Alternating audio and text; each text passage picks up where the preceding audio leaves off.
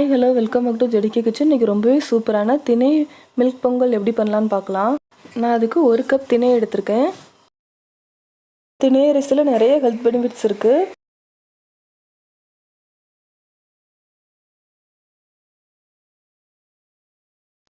நான் 2 டைம்ஸ் நல்லா வாஷ் பண்ணிவிட்டு கொஞ்சமாக தண்ணி ஊற்றி ஒரு 1/2 hour நல்லா ஊற வச்சுக்கிறேன்.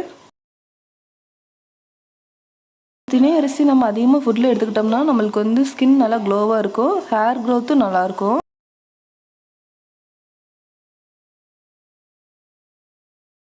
நான் ஒரு 1/2 hour கழித்து அது குக்கருக்கு மாற்றிக்கிறேன்.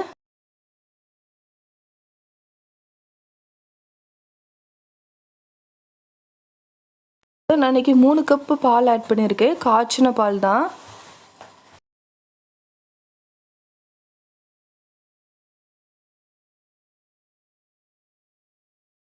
கொஞ்சமாக உப்பு ஆட் பண்ணிக்கிறேன். நான் குக்கரை மூடி போட்டு ஒரு 3 விசில் வர வரைக்கும் நல்லா வேக வச்சுக்கிட்டேன். நான் 1 கப்பு வெல்லம் எடுத்திருக்கேன். 1/2 கப்பு தண்ணி சேர்த்து அது நல்லா காய்ச்சி எடுத்துக்கலாம். வெல்லம் நல்லா காய்ச்சி எடுத்தாச்சு. குக்கரில் ப்ரெஷர் நல்லா ரிலீஸ் ஆனதுக்கப்புறமா ஓப்பன் பண்ணிவிட்டு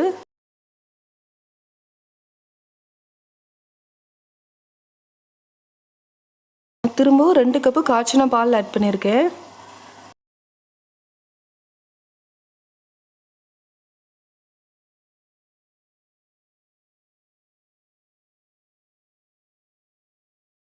காய்ச்சி வச்சுருக்க வெல்லத்தையும் இது கூட ஆட் பண்ணிக்கலாம்.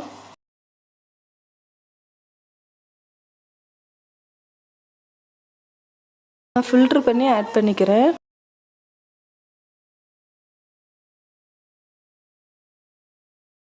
நல்லா மிக்ஸ் பண்ணி விட்டுக்கலாம்.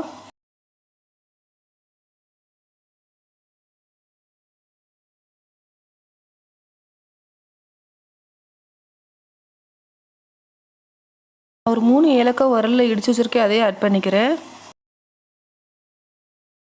கடைசியாக நான் ஒரு பேனில் கொஞ்சமாக நெய் ஆட் பண்ணிக்கிறேன். கொஞ்சமாக முந்திரி, கொஞ்சமாக திராட்சை ஆட் பண்ணியிருக்கேன்.